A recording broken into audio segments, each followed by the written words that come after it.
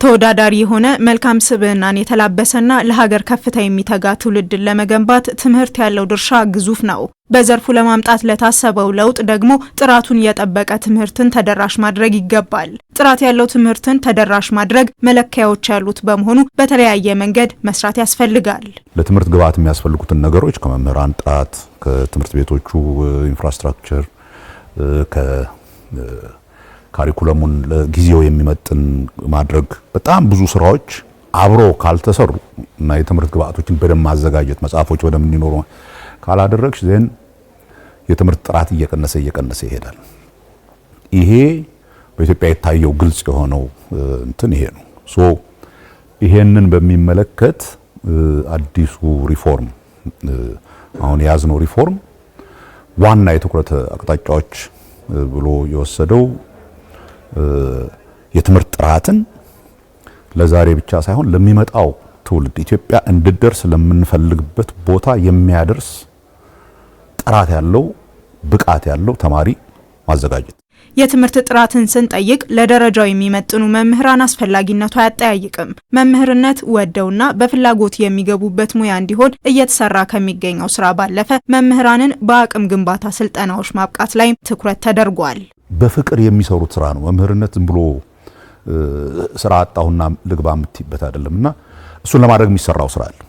ሁለተኛው ግን ኦልሬዲ አሁን ትምህርት እያስተማሩ ያሉትን ተማሪዎች መምህራን ለማሻሻል የሚደረግ ጥረት ነው። ይሄ ከዚህ በፊት እንደነበረው ዝም ብሎ ለዲግሪ ለምናምን እየደረገ የሚማረውን ነገር ለጊዜው እናቁምና እሱ ራሱን ታውቃላችሁ የክረምት ትምህርት አንዱ ችግር ያመጣብን የነበረው እሱ ነው። እሱን በተወሰነ ደረጃ አቁመናል።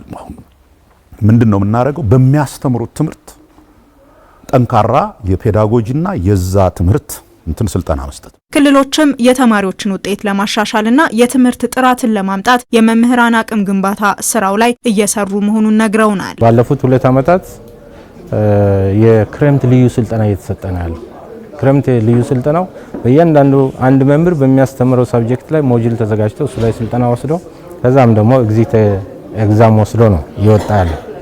ምንም እንኳን ያላለፉ መምህራንም ቢኖሩ ስልጠናውን በአግባቡ ስለወሰዱ ከጊዜ ወደ ጊዜ ይሄ የመምህራን በሚያስተምረው ትምህርት ላይ ጠለቅ ያለ ግንዛቤ የሚያዝ ጉዳይ የተሻሻለ ነው ይመጣል። በተለይም በሁለተኛ ደረጃ ትምህርት መምህራኖቻችን ሙሉ በሙሉ በሚባል ደረጃ የተለያዩ አቅም ማጎልበቻ ስልጠናዎች ሰጥተናል።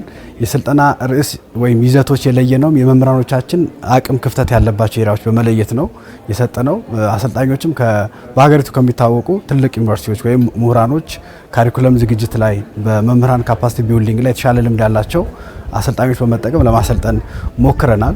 ስለዚህ የመምህራኖቻችን አቅም ወይ መምህራኖቻችን በሰራናቸው መጠን ተማሪዎች ሄዶ የማዘጋጀት የማብቃት ሚናቸው እጅግ በጣም በላቀ ደረጃ ይወጣሉ። ከአቅም ግንባታው ባለፈም የመምህራን ማሰልጠኛዎችንም ማጠናከሩ እየተሰራበት ነው። በተለይ በአይሲኢታ መምህራን ኮሌጅ መምህራንን የምናመርትበት ኮሌጃችን ነው።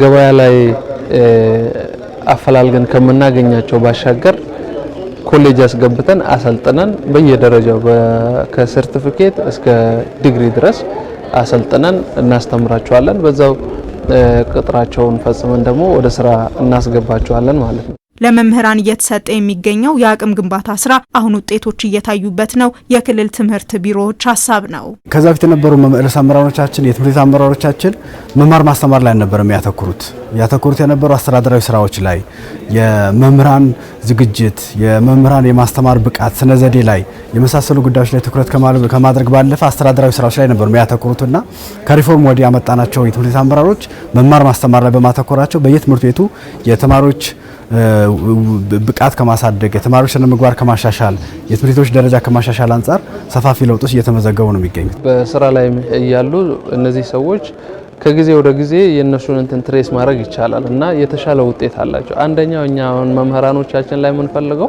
የስራ ተነሳሽነት እንዲኖራቸው ከዛ በመነሳት ደግሞ ውጤት እንዲያሳዩ ነው።